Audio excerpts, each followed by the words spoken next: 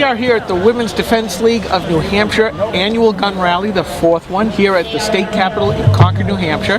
And look who I have come across. Introduce yourself to the people who will be listening at GraniteGrock.com. Absolutely. Well, good afternoon. I'm Steve Negron. I'm a candidate for the 2nd Congressional District here in New Hampshire, and I'm glad to be here supporting all those that are defending the Second Amendment. So you are running in which district? The 2nd Congressional District, to try to bring Ann Custer home. Ann Custer home? Yes. Retire her? Retire her, yes. Well, we miss her, and so we want to bring her home. That's okay. What it is. What are your stances at this point? Why would somebody considering to vote for you in the Republican primary in the 2nd District, why you versus someone else? Absolutely. It's very clear, right? I'm a Second Amendment supporter. I'm a pro-life guy. I'm a constitutionalist. I'm about smaller government.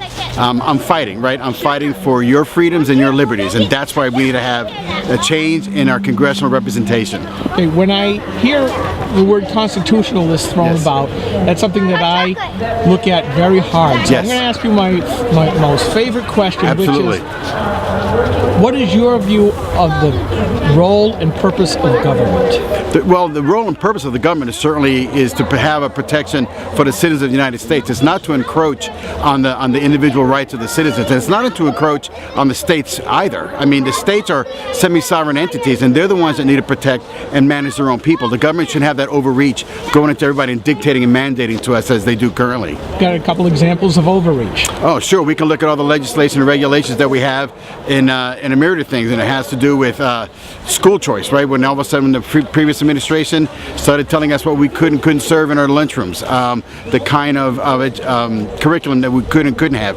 Those are the kind of things that are not for the federal government. Those things are best left with the state governments. But they always say it's for your best benefit. Well, of course they say that, right? Because they're looking in a mirror when they say that. They're not looking at us when they say that at all, right? So they just don't want to do that because I think in their minds they're losing control. But the fact is that it was always intended to push control down to the lower levels and not to keep it in Washington. The current administration is doing a lot for deregulation. Yes. Is it going fast enough for you? Does it need to slow down? Does it have to go faster? Well, I think he's doing the right things. When you start minimizing regulations, I think it's a good start. And I think we don't really know what that impact is going to be until we actually see how more efficient we're becoming. When you lessen the stranglehold on entities, then you'll find out how more efficient they can be. And I think he's doing the right thing. And, you know, he said it was going to be 2 for 1. It's like 3 and 4 for 1. One new regulation, you got to take away 4. So I think it's going in the right direction. That leads into a real important philosophical question.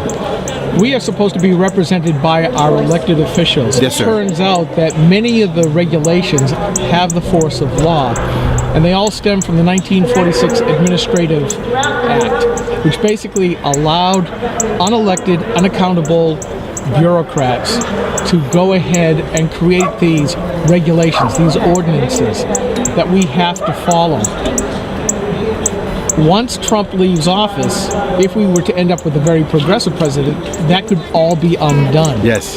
Would you be willing to put a bill on the table that would repeal that administrative act, which I think, and a lot of the Granite Grocksters as well, have said that's the root of the evil of the federal government?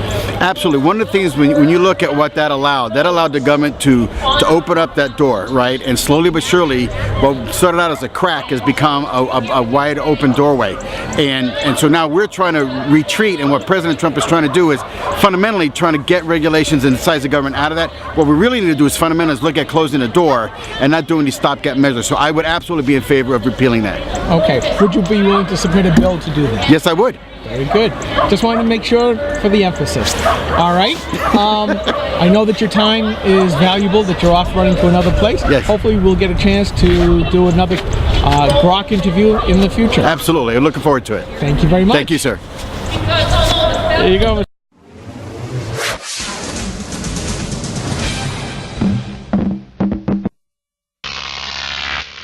Grock tape.